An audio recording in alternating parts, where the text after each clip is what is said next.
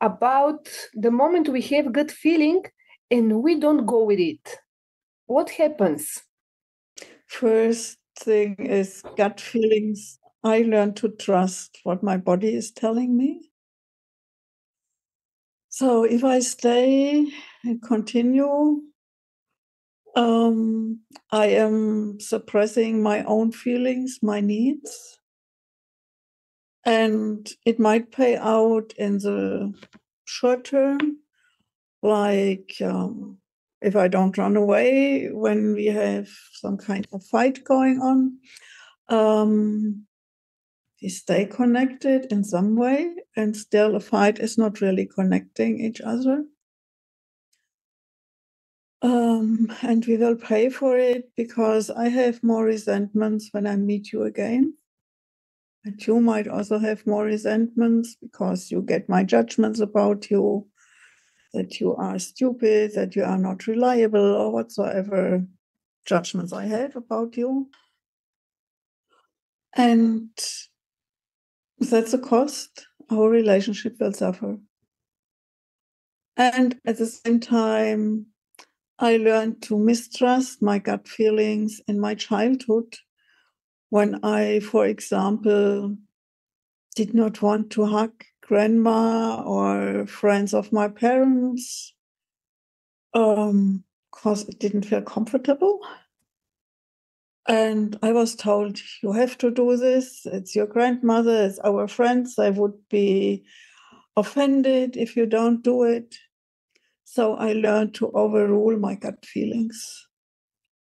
And as adults now, we need to learn it again to trust them.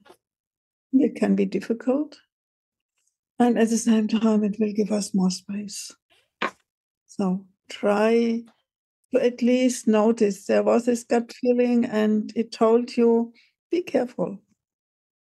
Can you give me examples of what gut feelings we could have and what happens when we don't follow them?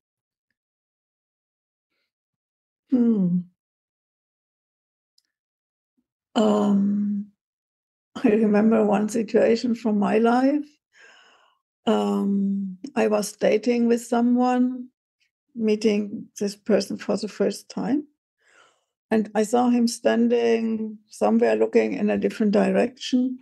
And how he was standing there, I thought, ooh, no, it's not really a person you want to have a relationship with. It was just in my gut. And then we met and we had a wonderful talk. And I thought, what was this gut feeling about? Maybe you were a bit crazy, fearing something or so. He's such a nice and interesting person.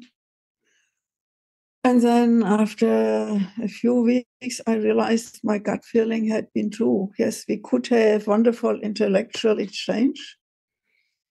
And it did not work as a partnership.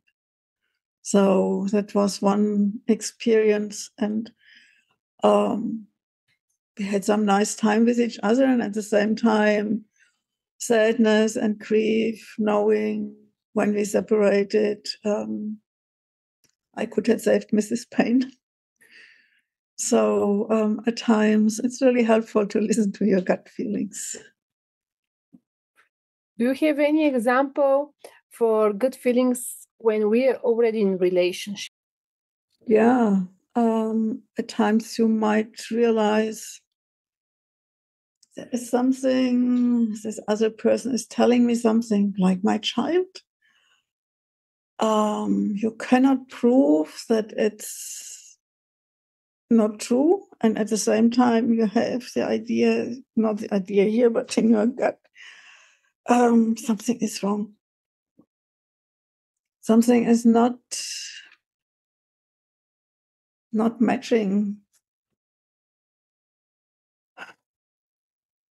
And then I would like to try to take some time out to really digest it, to let it, to accept it. And then maybe I need empathy for myself first. And I ask someone to listen to me, to accompany me in this process, to acknowledge, yes, I want to believe this person, and at the same time, there is something telling me, be careful. And then I can approach the other person again. And for example, if my child has told me something that's not true, I could, with empathy for myself first, I could ask my child, could it be that it was something different and that you did not dare to tell me because you feared I might punish you? So I could approach in a different way and care for my relationship at the same time. Instead of saying, you are lying, tell me the truth. Yes. So this is like empathy in care for the relationship and respect for the other person. Yes, and for myself. I respect my gut feelings. Thank you.